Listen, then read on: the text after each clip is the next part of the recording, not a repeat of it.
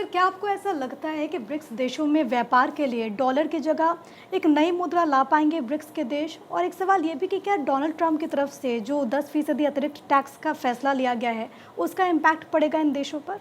कोशिश तो है, महत्वाकांक्षा तो है ही कि अमेरिका से वैसे टक्कर लेनी है, ट्रंप के बढ़ते प्रभाव को रोकना है। ट्रंप तो अभी आए हैं, ये प्रस्ताव तो काफ़ी पुराना है कि डॉलर अमेरिका की ताकत है, अमेरिका को थोड़ा कमज़ोर करना है, बैलेंसिंग एक्ट करना है तो डॉलर को कमज़ोर करो, स्विफ्ट सिस्टम को कमज़ोर करो।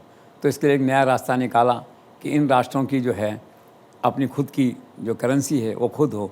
जैसे ब्रिक्स का हुआ तो ब्रिक्स के अंदर ये भी एक जो एजेंडा बना वहाँ पे 3 पॉइंट्स, उसमें मेन पॉइंट ये था, एक तो डिजिटल इंफ्रास्ट्रक्चर को डेवलप करना, दूसरा क्या है कि आर्टिफिशियल इंटेलिजेंस का एआई का दुरुपयोग नहीं है उसके देखना, और तीसरा है कि जो मेंबर राष्ट्र हैं वो अपनी करेंसी डेवलप करें डॉलर के स्थान पे, उसको मजबूत करें, पेमेंट सिस्टम नया बनाएं। ये उनका ऑलरेडी एजेंडा है, तो ये उसी एजेंडा का एक पार्ट है कि डॉलर को रिप्लेस करना। उनसे अब सवाल है हो पाएगा कि नहीं, बहुत डिफ़िकल्ट है, लेकिन ये लोग काफ़ी मजबूती से खड़े हैं और सीरियस एफर्ट ये लोग करेंगे। ट्रंप थोड़ा सा परेशान है इससे कि कहीं वास्तव में नरेंद्र मोदी की लीडरशिप में जो है ये कहीं सक्सेस नहीं हो जाए, तो उन्होंने एकदम से धमकी दी कि मैं 10% टैरिफ लगा दूंगा।